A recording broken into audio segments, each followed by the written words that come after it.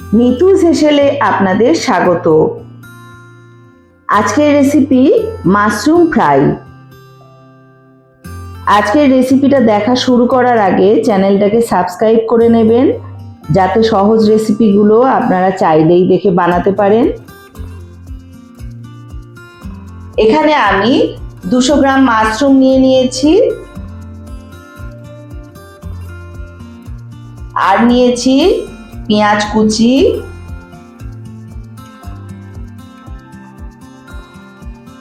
পোস্ত,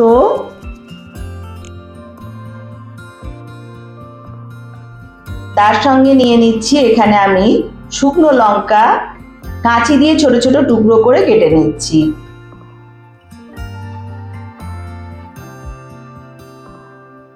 এবারে মাশরুমগুলোকে হাত দিয়ে ছিঁড়ে ছোট ছোট করে নিচ্ছি।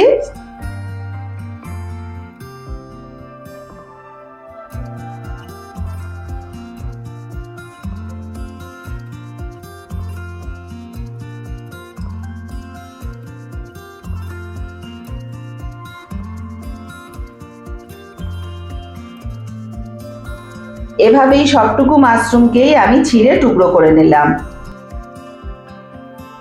কিছুটা গরম জল দিয়ে ভিজিয়ে রাখবো 5 থেকে 10 মিনিট, তাহলে খুব সুন্দর সফট হয়ে যাবে।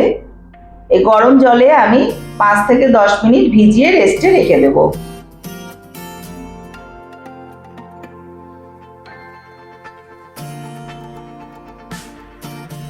দশ মিনিট পর জল ছেঁকে ফেলে দিলাম।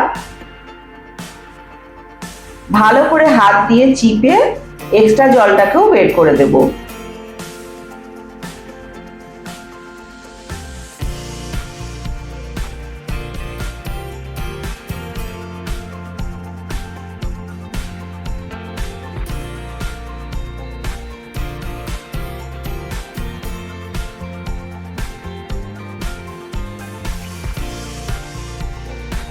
গ্যাসে কড়াই বসিয়ে পরিমাণ মতো সর্ষের তেল দিয়েছি। আমি 2 চামচ সর্ষের তেল দিয়ে দিয়েছি।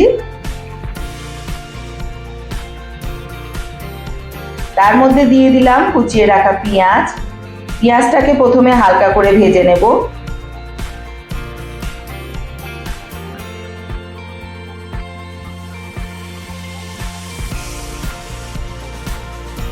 পেঁয়াজের মধ্যে কুচিয়ে রাখা শুকনো লঙ্কাগুলোকে দিয়ে দিচ্ছি, দিয়ে একই সঙ্গে ভাজবো। এইবারে এর মধ্যে আমি দিয়ে দিলাম মাশরুমের টুকরোগুলোকে, তার সঙ্গে দিয়ে দিচ্ছি 1 চামচ পরিমাণ লবণ,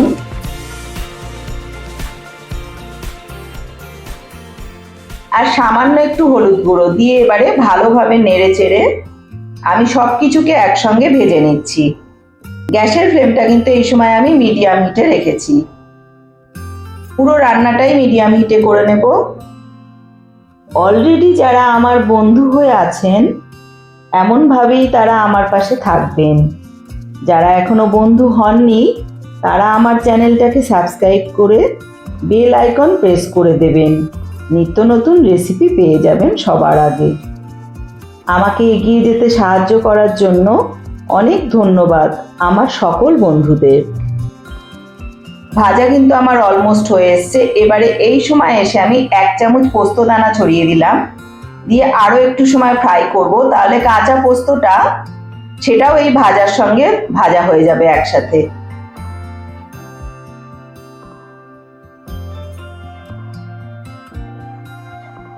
আমার এই ইউনিক মাশরুম ভাজাটা আপনাদের কেমন লাগলো অবশ্যই জানাবেন। সুস্থ থাকবেন, ভালো থাকবেন। আবার আসছি পরের রেসিপি নিয়ে।